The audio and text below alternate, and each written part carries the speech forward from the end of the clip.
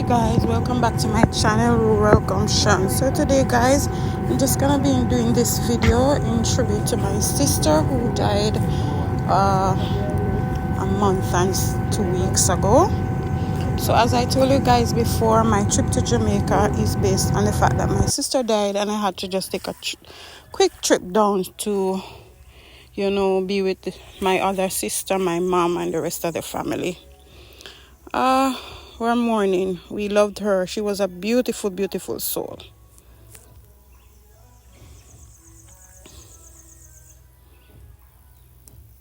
If I would have known that you wouldn't be here anymore, I would have made the moments last a little longer.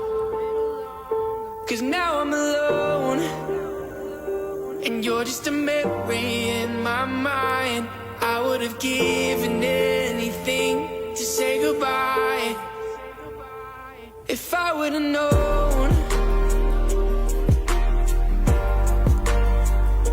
If I would have known. Yes guys, so I traveled down to Westmoreland White House where she was living at the time, and just to be with the family and be with everyone. It was a wonderful setting. It was sad, but nobody really cried because we just kept it, we just held it together to support each other. So I'm just gonna give you a little small synopsis of what really went on with this everything keeps on changing. Candlelight service, as you can see here.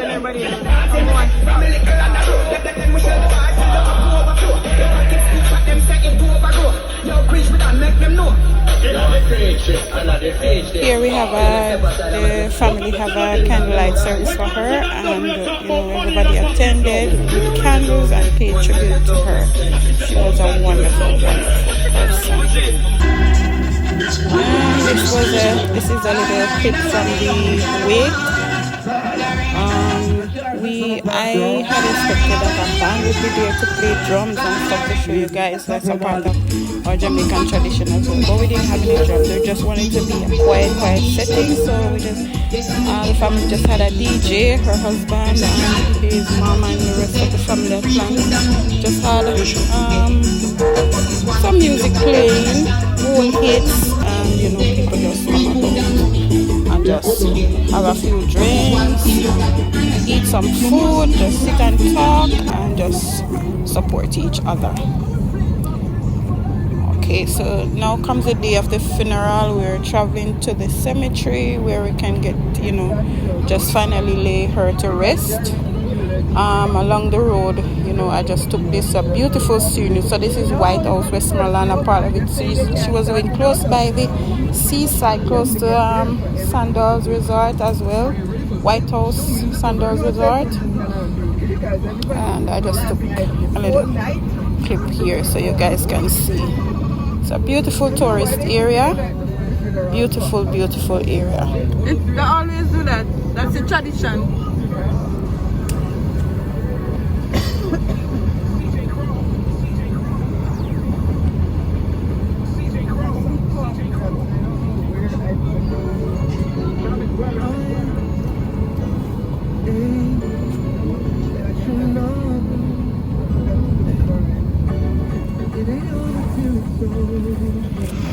Okay, so we went to the church. We had the service. We had a few tributes. We had a few songs. I did a song as well, although at the end of it I broke down. Her son gave a wonderful tribute, which I'm gonna give you a little synopsis of it. And my sister and my mother and other family members, friends and stuff who gave tribute to her. We had a few tears, but we held it together. As I said, it wasn't too much excitement or anything. It was just more of a quiet and solemn setting.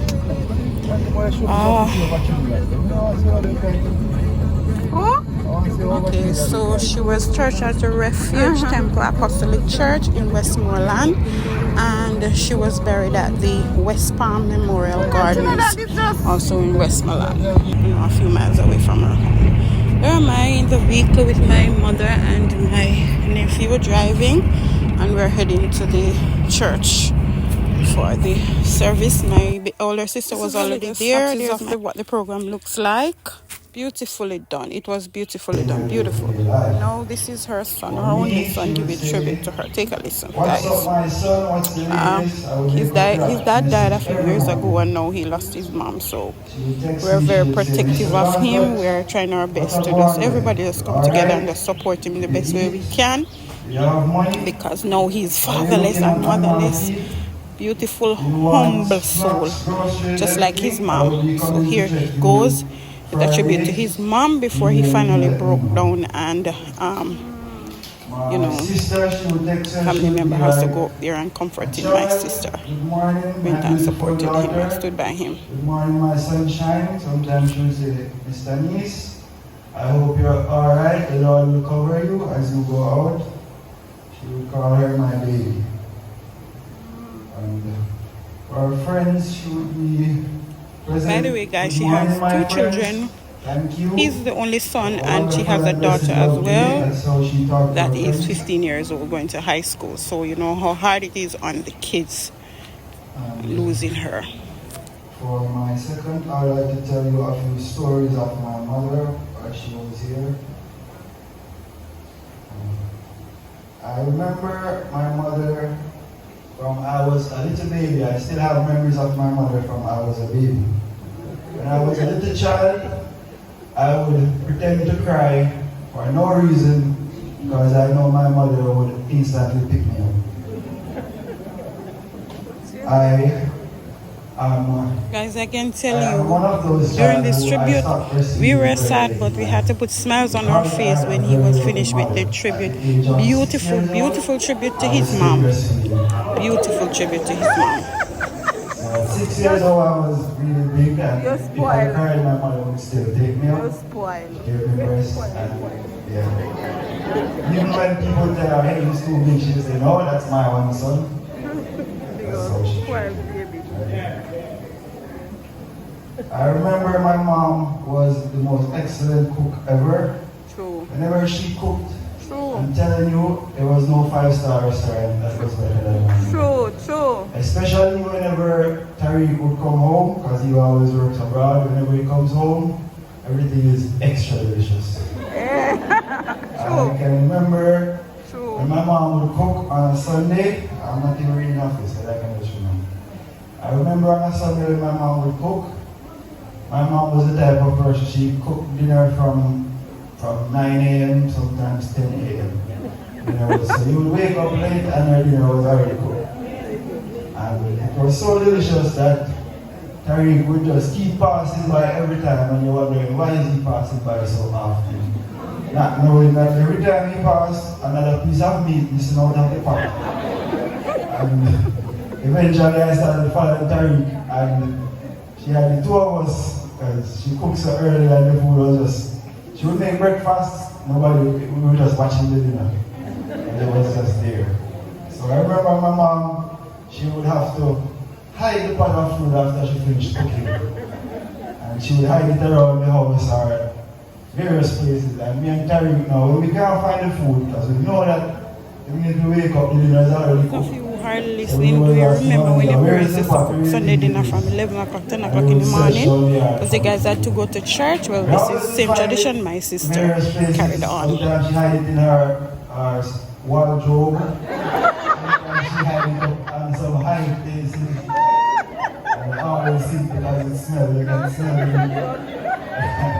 it. So we would eat all some of it and try to hide it back so you don't notice. We move around. So I remember one day we were searching for it and we couldn't find it, and we said, no, the food cook. And we didn't find it that day, and we asked her, I said, Mom, when did you cook? And she said, don't worry about it. So we searched all day, we didn't find it, and it turns out my mom had got fed up of us stealing the food, so she cooked and she put it over the neighbors for sale. I'm telling you, the food was so delicious. If you were there and you tasted it, you would have helped us research for it. Right? Alright. Alright. Yes.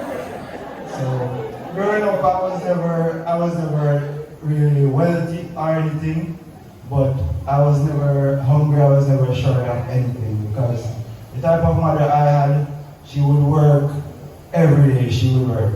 From the minute I knew my mom, she was always working. Yes. I never had my father around me much, but my mom played both roles for me in my life as a mother and a father most of my life. So people would always look at me and they think that Kerry is the rich one in his community because I would always have something that I could share with others. I would always be fed, I always had a little money in my pockets. Even though it wasn't much, but we always had something. And the more she earned, the more she blessed us and everyone around her just the same. She was very kind. She would give away her last many times and then she go back and try to get it back some other way. She was the type of person if you need help, she was always somebody you could count on. I remember I was reading, so let's catch up.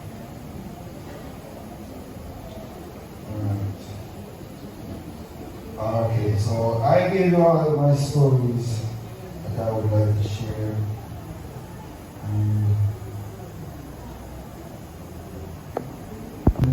She was my guardian angel sent straight from Father God above. She was somebody that I idolized and looked up to in every way.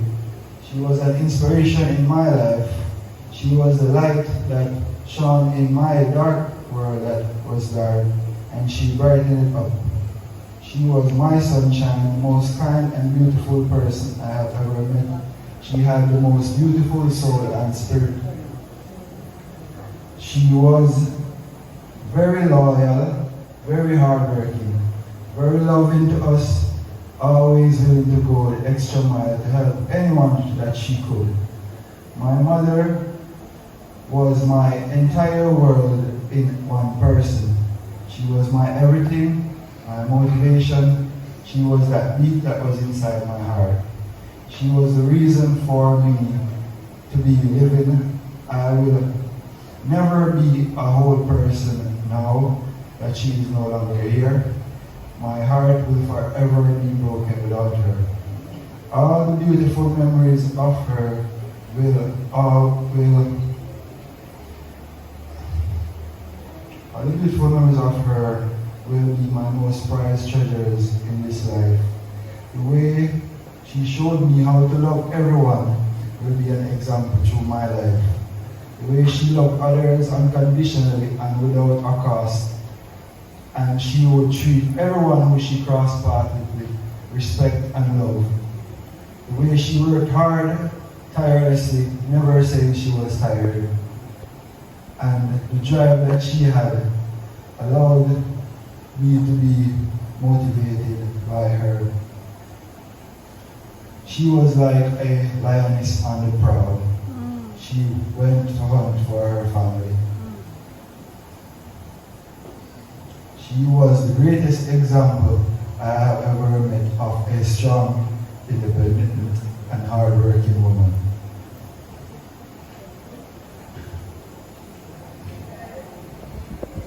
She was incredibly humble and ambitious. So as you guys listen, you have an idea of who my sister was and the beautiful, beautiful soul she was and the beautiful people that she left behind because of the kindness she showed to everyone. Rest in peace, my dearest sister. We are sad, we are broken, we are disheartened by your loss, but we are here living with the memories, the many memories you left behind of your beautiful, beautiful life. Young and gone, but your memories live on. So I tell you people, when you're living, please do your best to those around you. Love, give love, share love. Just live your best life as well while you're doing that. Work hard, take some rest, check on your health, do the best to preserve your life. Guys, I hope you enjoyed this video and I'm looking forward to the next video on my channel. Please continue to subscribe, please continue to support, please continue to encourage, and remember, love and care for each other while we are here. Don't wait until we are gone to bring flowers and to do the best and to speak so many things of each other. Let us do it while we are here. Do it to the person while we're here. Take care of your parents while they're here. Your sister, your brother.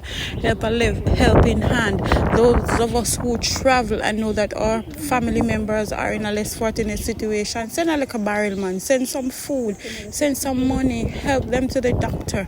Do something to help each other while we are here. Do not wait until the person is gone for you to spend enormous sums of money and do the most.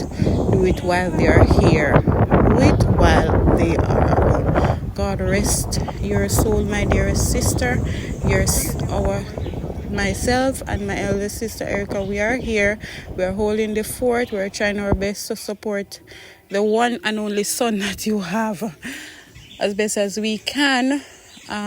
Your daughter she's well taken care of as well by her grandmother from her dad's side. I shared some of the photos of my family and I, aunts, uncles, cousins, and husband and her son. If I would have known Next time, guys, peace out. that you wouldn't be here anymore, I would have made the moments last a little longer. 'Cause now I'm alone, and you're just a memory in my mind. I would have given anything to say goodbye. If I would have known